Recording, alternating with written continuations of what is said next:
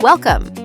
In this short video, we'll walk you through the main dashboard and show you how to get oriented quickly. Right away, you'll notice a map front and center.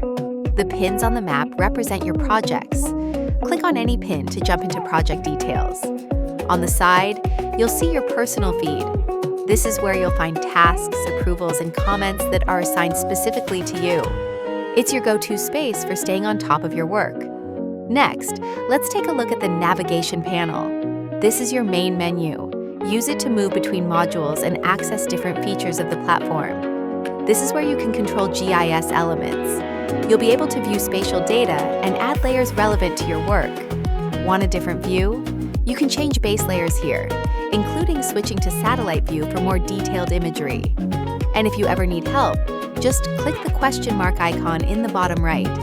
From there, you can contact customer support or access user manuals anytime. That's a quick overview of the main dashboard. You're all set to start exploring.